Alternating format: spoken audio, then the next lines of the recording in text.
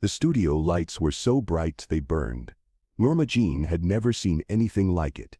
She stood in the makeup chair, and the makeup artist, a woman with tired eyes and cigarette-stained fingers, began to transform her foundation, powder, eyeliner thick enough to cut, red lipstick so vivid it looked like blood. The mirror showed someone else. Someone beautiful. Someone dangerous. "Who is this?" Norma Jean whispered. The makeup artist didn't look up. "This is Marilyn Monroe. You're Marilyn Monroe now." Norma Jean wanted to ask, "But who am I?" The question died in her throat. The producer stood outside the makeup room, watching through the glass. His name was Mr. Sterling, but everyone called him the King. He was old, with liver spots on his hands and a cigar perpetually between his teeth. When he looked at Norma Jean, at Marilyn, his eyes didn't see a person. They saw currency. They saw profit. They saw a thing to be used. "She's perfect," he said to the director, a thin man named George. "That face, that body, men will pay to see that." George nodded. He was thinking about how to film her. What angles, what lighting, how to make her look like she wanted to be touched. How to make her look like she needed to be wanted. Norma Jean heard them talking. She always heard them talking. And with each word she felt herself disappearing, like she was being erased, pixel by pixel, and replaced with someone else. Someone whose job was to be looked at. Someone whose job was to be desired. Someone whose job was to smile. Always. The set was chaos. 50 people, cameras, the size of refrigerators. Lights that made sweat pour down her face before they even started filming. The director called her over. "We're shooting the scene where you walk down the stairs," George said. "I want you to move your hips. More, like you're inviting them into your body with every step." Norma Jean felt her stomach twist. She wasn't an actress. She was a display, a mannequin, a piece of meat being arranged for consumption. But the character, she started. "I don't care about the character," George interrupted. "I don't care what her name is or what she wants. I care about this." He gestured at her body, running his eyes down from her chest to her legs like he was cataloging inventory. "Men don't come to see acting. They come to see this. So give them this." She walked down the stairs. Her hips swayed. The cameraman zoomed in on her legs, on her chest, on her face. Her smile was painted on, literally painted, with the makeup artist's brush. It wasn't her smile, it belonged to someone else. Someone who didn't exist. Someone who was only real when the cameras were rolling. Between takes, she felt herself evaporating. The smile faded. The light went out of her eyes. She became a ghost, standing on the set, waiting to be brought back to life by the director's voice. Action. That night, alone in her apartment, Norma Jean sat at the mirror. The makeup was off now, but the damage remained. Red marks where the lights had burned her skin. Dark circles under her eyes from standing under those brutal bulbs for 12 hours. She looked at her own face, the real face, and barely recognized it. Who was she? The girl with the painted smile who belonged to Mr. Sterling and George, and the cameraman and every man who paid 10 cents to sit in the dark and stare at her. Or was she someone else? Someone with thought, someone with dreams. Someone who might have been an actress, a real actress, if anyone had ever asked her to act instead of just to exist. She picked up the script for tomorrow's shoot. 3 lines. No, wait. The director had cut 2 of them. 1 line. "Come here, darling." That was her entire role. "Stand there, look beautiful, say 1 line." Let the male lead. A handsome actor named Frank, who had been in the business for 5 years and treated her like she was stupid, put his hands on her waist. Smile. Fade to black. A knock at the door. It was late, nearly midnight. She wasn't expecting anyone. She opened it to find Mr. Sterling's assistant, a younger man named Robert, with slicked back hair and a smile that didn't reach his eyes. "Mr. Sterling wants to see you," Robert said. "He's at the Roosevelt Hotel. Room f—" Norma Jean's throat went dry. "It's midnight." "I know what time it is," Robert said. "He's waiting." She could say no. She could close the door. She could refuse. But if she refused, she knew what would happen. There were 1,000 girls in Los Angeles who looked like her. 1,000 girls who were desperate. 1,000 girls who would say yes without hesitation. Miss Sterling had made that clear on her first day. "You're replaceable," he had said. "Every girl in this city wants what you have. Every girl would kill for your face. So don't get ideas about having options." The hotel room was dark, except for the glow of a single lamp. Mr. Sterling sat in a leather chair, a drink in his hand, watching her like he was watching prey. "Close the door," he said. She closed it. The sound of the lock clicking felt like a cage door slamming shut. "Do you know why I brought you here?" he asked. She shook her head.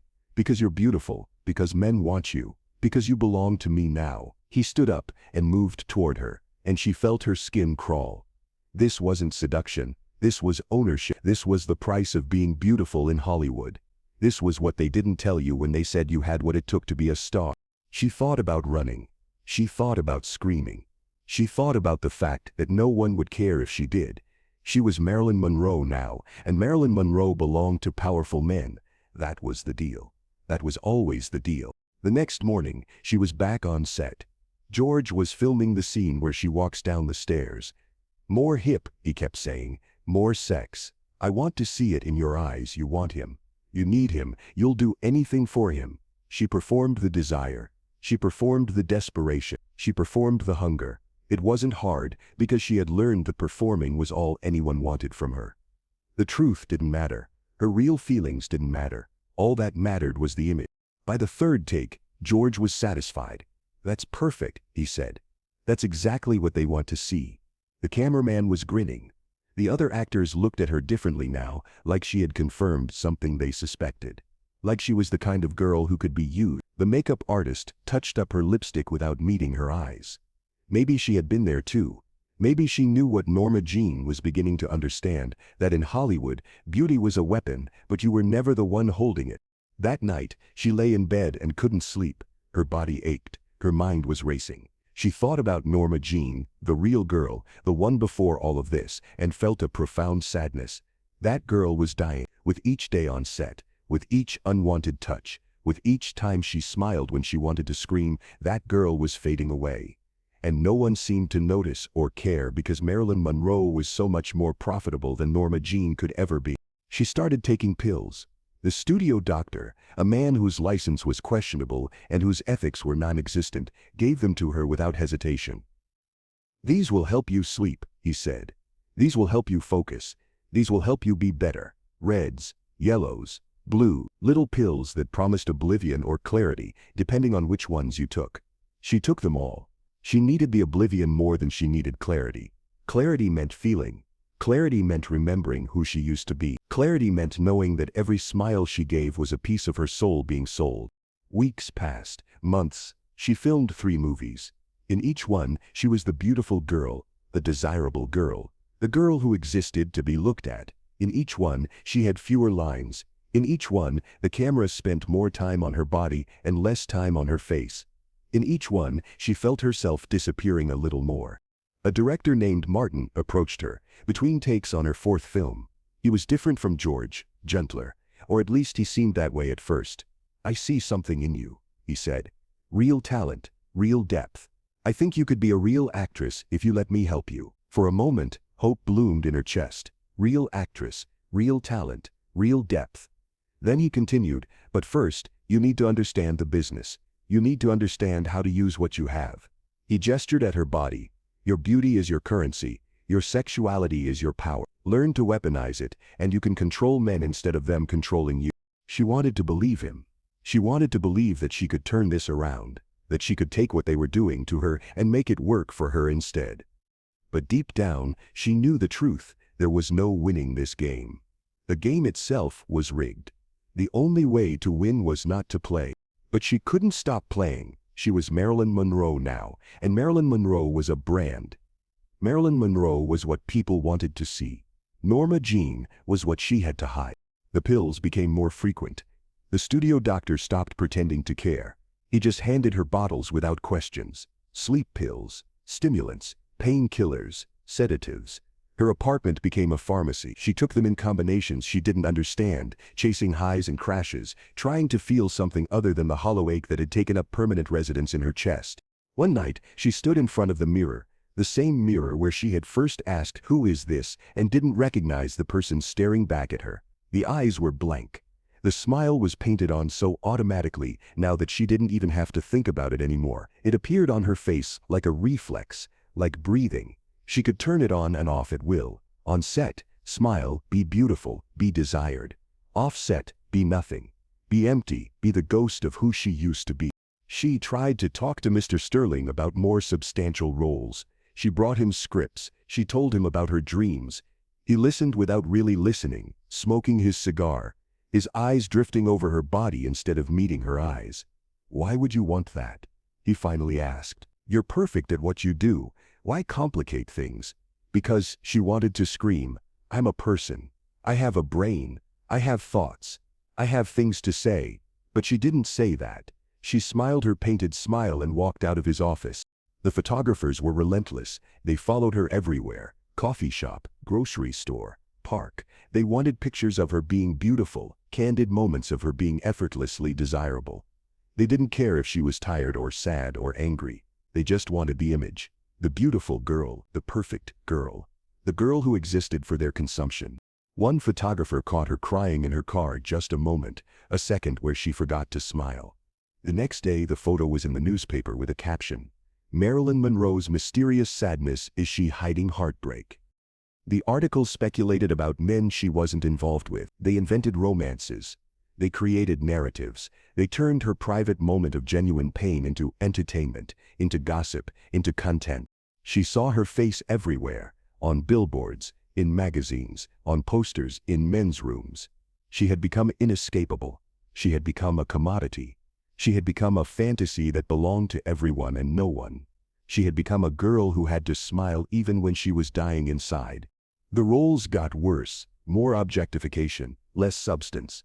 In one film she had a scene where she stood on a subway grate in a white dress and the air blew it up, exposing her legs. George orchestrated it like it was the Sistine Chapel. "Higher," he kept saying, "higher.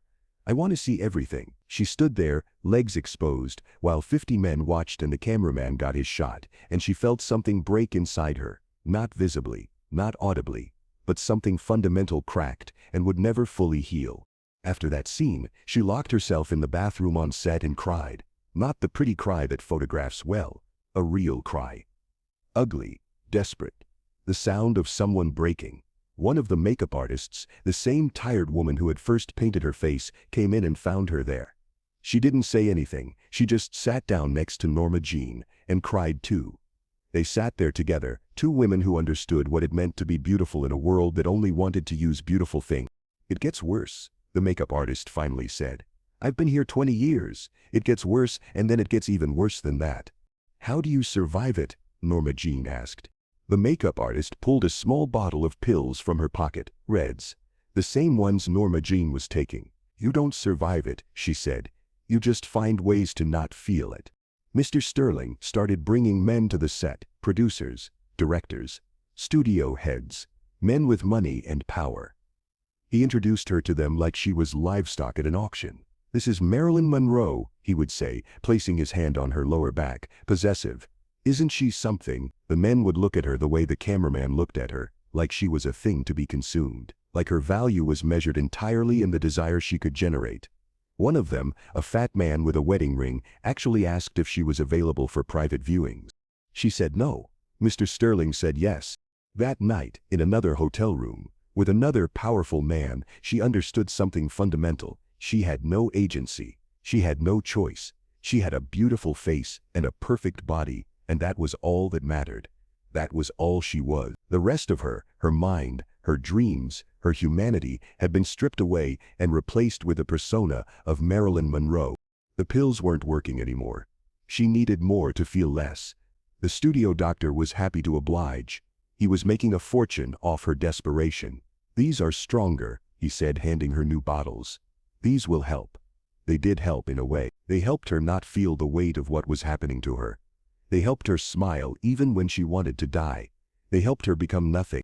One day, between takes, she looked at her reflection in the monitor and didn't recognize the girl staring back. The eyes were dead. The smile was a grimace. The beauty was still there.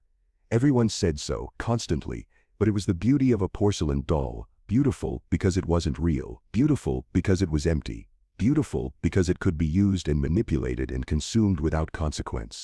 She started making plans to leave.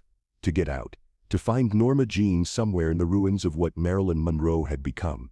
She saved money. She kept it hidden from Mr. Sterling. She read books on acting theory. She studied Shakespeare. She dreamed of roles that required her to think, to feel, to be human. But Hollywood has a way of keeping what it owns. The contracts were ironclad. Mr. Sterling owned her image. The studio owned her time. The public owned her beauty. There was no escape clause. There was only the slow erosion of self, day by day, role by role, unwanted touch by unwanted touch. A young actress named Elizabeth came to the studio one day. New, fresh, beautiful in a different way than Marilyn. Norma Jean watched how the men looked at her, how George positioned the camera, how Mr. Sterling introduced her to the powerful men. She was going to become the next Marilyn Monroe. She was going to disappear too. And no one would try to stop it, because that's how the system worked. That's how it had always worked. Norma Jean tried to warn her. She pulled Elizabeth aside and told her what was coming. "Don't let them erase you," she said. "Don't let them turn you into a thing." Elizabeth listened politely, and then ignored her advice.